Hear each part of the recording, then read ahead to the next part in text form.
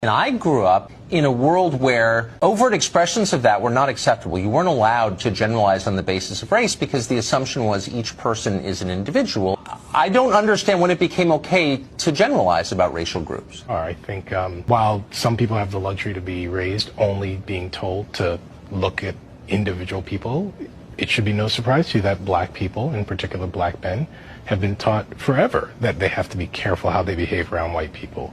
That the way they behave will be interpreted differently, that when they misbehave, it'll be punished differently, that if they laugh too loud, if they walk into a nice store.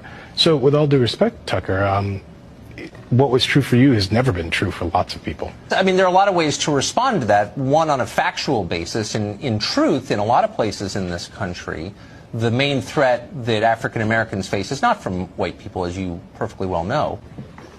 So I first want to respond to the first comment. I think is while it's true that, of course, people of color face threats from other people of color, it's also true that white people face the overwhelming threat from white people. That is, right. People face threats from who they live beside. So I find exactly. I think it's fair to point out that we oughtn't be distasteful and say things like, well, the great threat. It does feed a certain uglier narrative that we don't want. But why does the truth ever feed a, quote, ugly narrative? It is deeply suspicious that people are so quick to say things like the main threat facing African Americans is other African Americans, but you never hear anybody say the main threat facing white people is white people. So you say, for example, I will have to discuss with my boys whether they can truly be friends with white people. History has provided little reason for people of color to trust white people. And the argument I make is, look, in a country where it turns out that when the most vulnerable people of color are under threat, those who they count on are nowhere to be seen. If we have a president who marshals forces of hatred and anger and divisiveness and, frankly, just danger,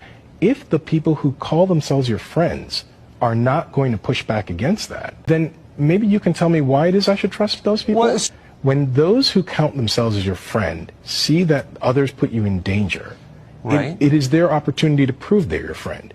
It's fine to be friendly with them, but these are not your friends.